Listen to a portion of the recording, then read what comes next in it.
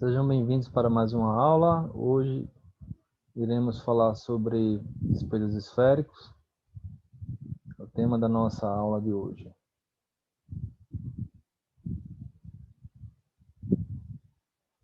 Os objetivos de aprendizagem são definir espelhos esféricos, caracterizar os raios notáveis nos espelhos esféricos, formar imagens nesses espelhos, a partir desses raios notáveis, e resolver exercícios. Iremos abordar hoje dois tipos de espelhos, os espelhos côncavo e convexo. Então, um espelho esférico, a gente chama de espelho esférico, qualquer calota esférica que seja polida e possua um alto poder de reflexão, certo? Então, a calota esférica é a esfera a qual a calota acima faz parte, tem duas faces, uma interna e outra externa, tá certo? Então, quando a gente trabalha com a face interna, espelho côncavo, a face externa, espelho convexo.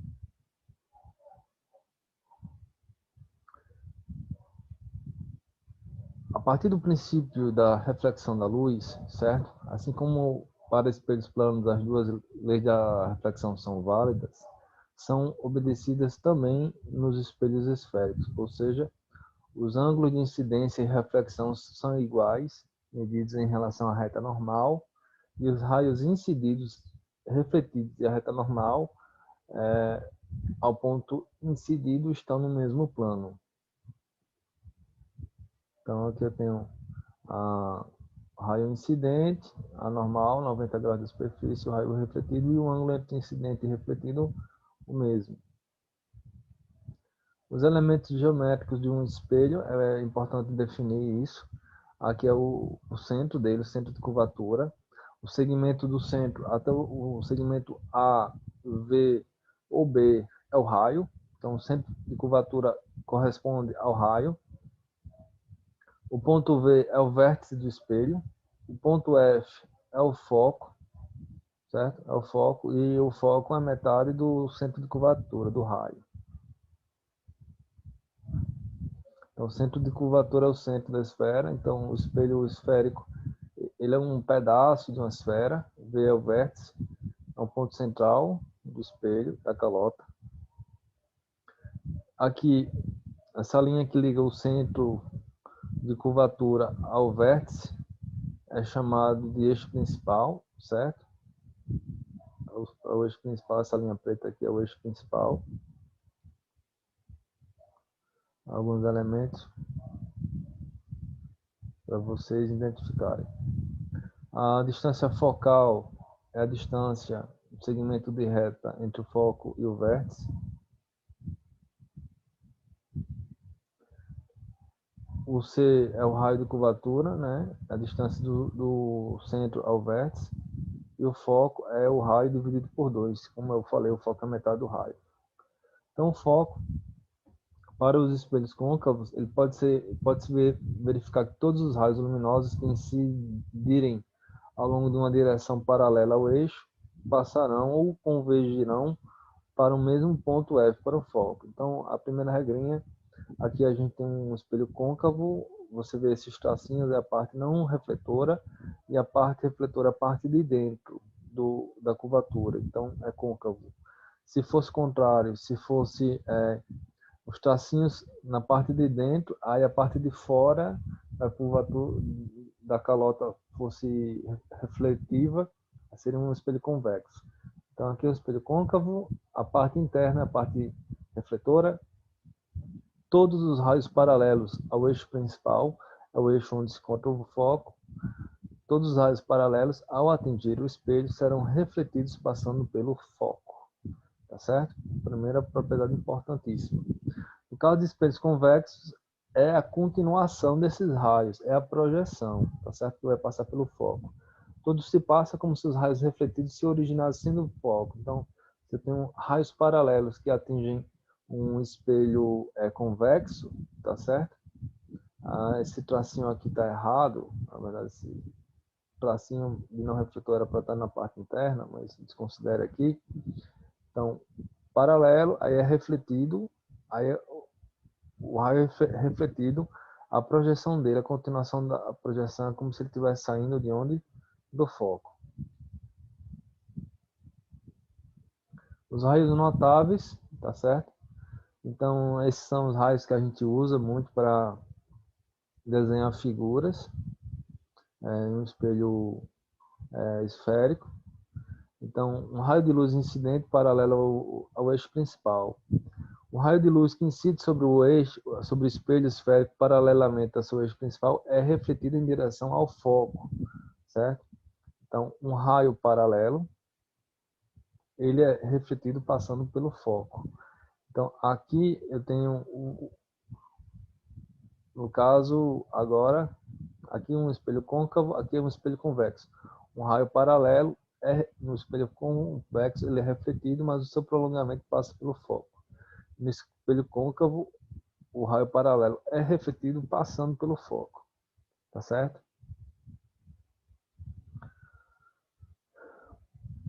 Os raios incidentes que passam pelo foco, tá certo? Os raios incidentes que passam pelo foco, aí eles seguem um caminho contrário, eles saem paralelo.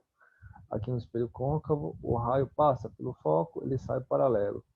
Aqui é a representação do espelho esférico, um raio incidente, cuja direção dele seja o foco, ele vai ser refletido paralelamente. Então, o raio incidente, ele não atinge o foco, ele é refletido, mas o seu prolongamento, então no espelho côncavo, a gente trabalha com prolongamento, com a projeção do raio, e, indica que ele passaria pelo foco, então ele é refletido paralelamente. Né?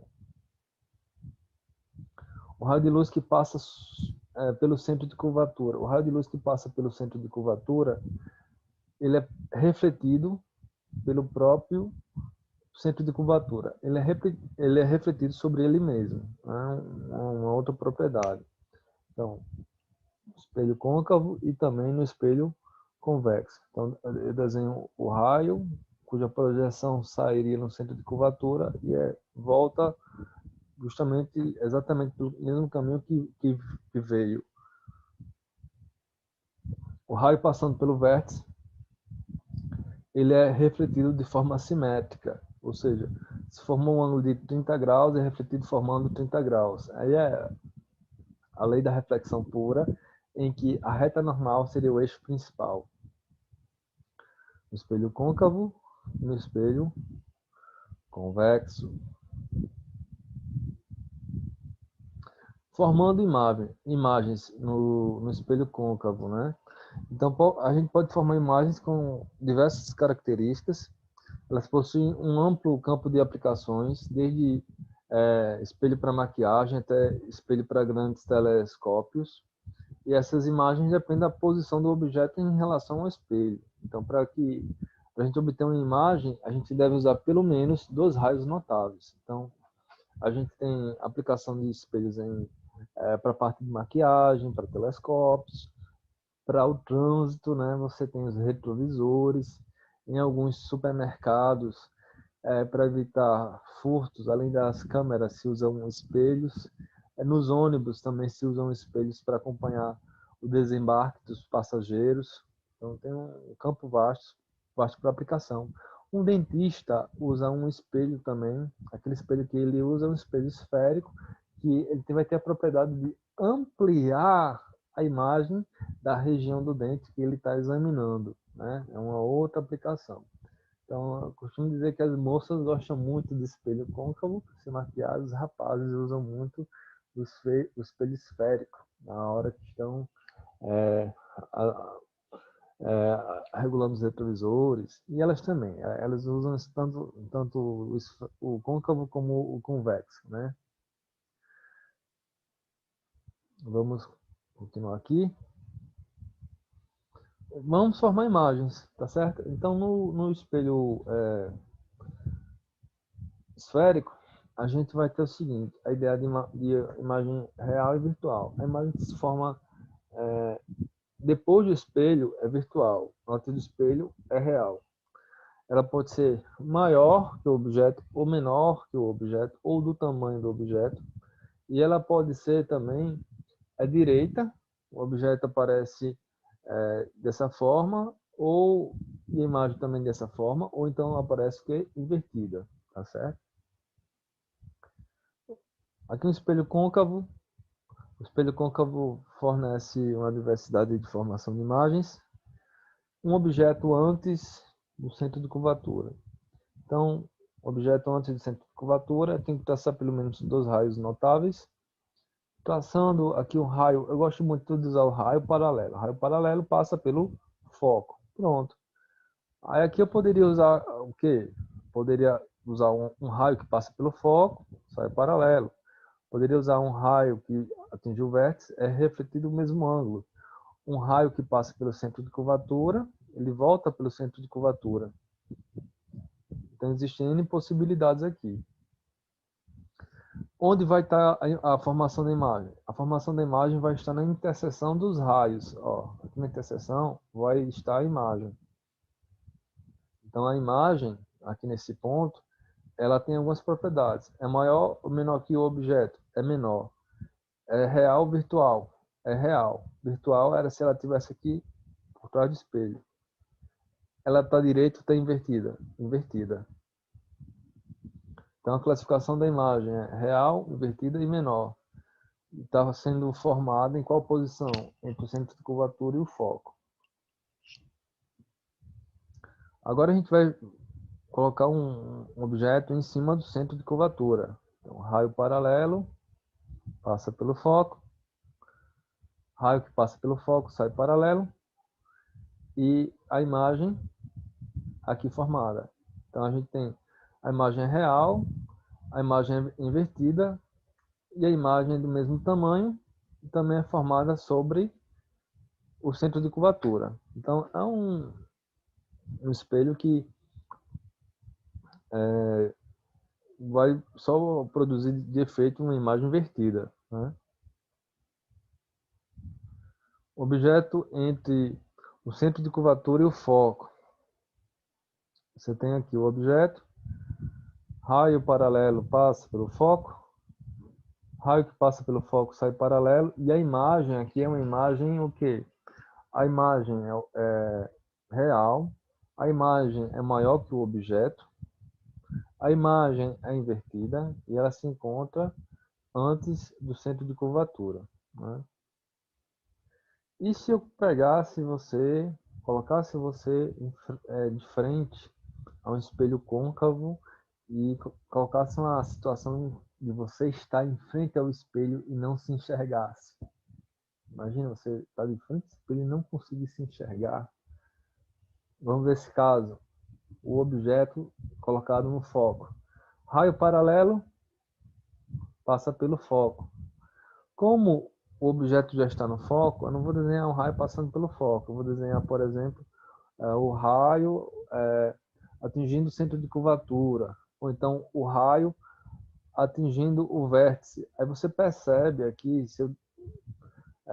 o raio paralelo vermelho, que refletido passa pelo foco, e o raio azul, que sai do centro de curvatura, volta pelo centro de curvatura, são retas paralelas. Essas retas paralelas, conforme a matemática, só se encontram no infinito. Então, você não vai perceber essas retas se cruzando, tendo a interseção delas onde vai se formar a imagem. Da mesma forma, se eu desenhasse aqui eu desenharia um raio passando pelo vértice, seria refletido aqui pelo vértice, também seguiria paralelo, sem cruzar, só cruzando no infinito, né, matematicamente. Então, na prática, não forma imagem. Então, você seria capaz de estar em frente a um espelho, mas o seu rosto no foco, a posição do foco do espelho, e você de frente para o espelho não conseguiria se enxergar no espelho, porque não formaria imagem. Matematicamente, como a imagem se forma no infinito, né? Então, matematicamente, a gente fala que é uma imagem imprópria, certo? Uma imagem imprópria, né? Então, a classificação da imagem é uma imagem própria. Essa imagem própria, você não tem nem se é real, nem virtual, você não tem a posição em que ela se forma, nem se é maior ou menor. Eu, na prática, considero que não se forma, tá certo? As moças, as meninas, elas usam um espelho côncavo, né, para se maquiar e elas se aproximam bem para fazer detalhes na maquiagem. Por quê? Porque elas colocam o rosto, que seria o objeto, o rosto, bem próximo entre o foco e o vértice. Aqui o que ocorre? Um raio paralelo passa pelo foco, né? O raio paralelo passa pelo foco. Aí eu vou desenhar aqui uma projeção desse raio refletido. E um raio que passa pelo centro de curvatura é refletido pelo centro de curvatura. Fazendo as projeções dos dois raios, a gente vai ter a interseção deles aqui. Então, a imagem se formou após o espelho, não antes. Então, é uma imagem virtual, né? Uma imagem virtual. A imagem, ela é maior que o objeto, é uma imagem ampliada. Por isso que, para maquiagem, por exemplo, usa-se um espelho plano. Por isso que o dentista, perdão, usa-se um espelho côncavo, plano não, um espelho côncavo para maquiagem. Por isso que o dentista também, ele usa um espelho côncavo, aquele espelhinho que ele usa para fazer avaliação do que precisa ser feito no dente, é um espelho côncavo, porque ele, entre o foco e o vértice, ele amplia a imagem do objeto, certo? Então a imagem aqui é uma imagem virtual, a imagem direita não é invertida, a imagem maior e ela é projetada depois do vértice. Agora, formação de imagens em espelhos convexos. A gente teve uma gama de possibilidades para espelho côncavo. Agora, a grande vantagem do espelho convexo é que ele aumenta o campo visual, ou seja, ele permite o observador ter uma visão maior sobre a região do espaço. Então, é muito utilizado em retrovisores, supermercados, lojas em geral, porque o objeto não fica tão grande, mas ele amplia a visão do espaço, né? Ele é usado para esse objetivo. Então, colocando um objeto, espelho convexo, raio paralelo, ele é refletido para cá, mas sua projeção é como se estivesse saindo do foco. Um raio incidente, que sua projeção é como se passasse pelo centro de curvatura, é refletido no mesmo caminho, certo? Então, a gente vai ter aqui na interseção, a formação de uma imagem. E essa imagem aqui na interseção das projeções, ela é direita, ela é virtual. É virtual por quê? Porque está aqui no espelho convexo a parte refletora, ela está por trás da parte refletora, virtual. É direita porque não está de cabeça para baixo, não é invertida. E é menor que o objeto, tá certo? Para o espelho côncavo, perdão, convexo, para o espelho convexo, a situação vai ser sempre essa. Eu vou formar imagens virtuais direita e menor, né? Então a aplicação é simplesmente essa. Por quê? Porque o restante dos parâmetros, foco, centro de curvatura, está tudo na parte que não está associada à parte refletora, está dentro, né? Como se estivesse dentro dessa região. Então, para o espelho convexo, o tipo de imagem é esse, virtual, direita e menor que o objeto. Existe uma equação, tá certo? Uma equação que associa essas posições. Então, P é a posição do objeto ao vértice, a distância do objeto ao espelho. P', a distância da imagem ao espelho. O tamanho do objeto. I, o tamanho da imagem, tá certo? A gente chama o A é o aumento linear da proporção. Então, a gente tem 1 sobre o foco é igual a 1 sobre P, mais 1 sobre P', 1 sobre o foco F é igual a 1 sobre P, a distância do objeto ao espelho, mais 1 sobre P'. P' é a distância da imagem ao espelho. E o aumento linear transversal é o tamanho da imagem em relação ao tamanho do objeto, que é igual também a menos P', imagem, posição da imagem, e P, o objeto, a posição do objeto.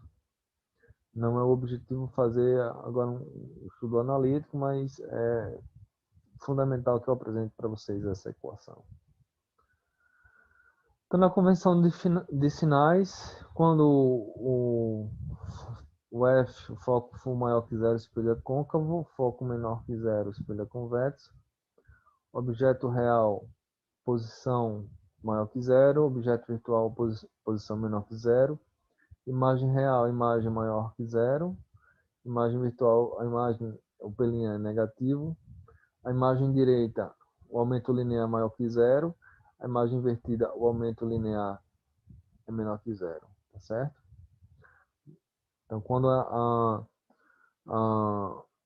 o aumento linear for maior que 1, o objeto é maior que a imagem. Quando o aumento linear for igual a 1, o objeto é igual o tamanho do objeto é igual ao tamanho da imagem. E quando o aumento linear for menor que 1, o tamanho do objeto é menor que a imagem. Mãe e filha visitam a casa de espelhos de um parque de diversões. Ambas se aproximam de um grande espelho esférico côncavo. O espelho está fixo no piso de tal forma que o ponto focal F e o centro de curvatura C do espelho ficam rigorosamente no nível do chão. A criança para em pé entre o ponto focal do espelho e o vértice. A mãe pergunta à filha como ela está vendo e ela responde. Então aqui eu tenho que desenhar uma representação de uma imagem, de um eixo principal, um espelho côncavo e coloco o desenho de um objeto que seria a criança entre o foco e o vértice. A gente fez o exemplo que é o exemplo que se usa para maquiagem, né? Então, entre o foco e o vértice, raio paralelo passa pelo foco, a projeção segue. Raio que sai do centro de curvatura volta para o centro de curvatura e a imagem fica ampliada, né? Então ela acaba se vendo maior e em pé, imagem direita, né? Imagem direita e virtual. Alternativa A. Na questão no exercício 2, considere as figuras que representam a vela colocada em frente a vários tipos de espelhos. A imagem da vela formada pelo espelho será virtual em. Então, a imagem virtual é a imagem formada por trás do espelho. Então, esse caso aqui, o espelho côncavo, ela é uma imagem virtual, que é o mesmo desenho que eu fiz no exercício 1. Aqui, entre o centro de curvatura e o foco, a imagem é formada antes do espelho. O centro de curvatura é formado aqui embaixo, no centro de curvatura também é real. Então, virtual, por enquanto, só o caso 1. No espelho convexo, a imagem é virtual, caso 2. E no espelho plano, a imagem também é virtual, 3. Então, vai ser somente, no caso 1, no côncavo, quando o objeto está entre o foco e o vértice. No caso 4, que é o espelho convexo. E no caso 5, o espelho plano. Alternativa A. Questão 3. Acoplados nos espelhos de alguns carros são colocados espelhos esféricos convexos para o motorista observar os carros de trás. A alternativa correta, que mostra a vantagem de se usar um espelho desse tipo em relação a um espelho plano, está no fato de que o que faz o espelho convexo? Deixa os carros maiores, aumenta o campo visual, as imagens são reais, a distância das imagens ao espelho são maiores do que as distâncias dos carros ao espelho. A questão todinha do espelho convexo é qual? É aumentar o campo de visão, né? A utilidade dele é essa, aumentar o campo de visão. Então, por hoje é só. Refaçam essas questões, revisem essa aula e até mais.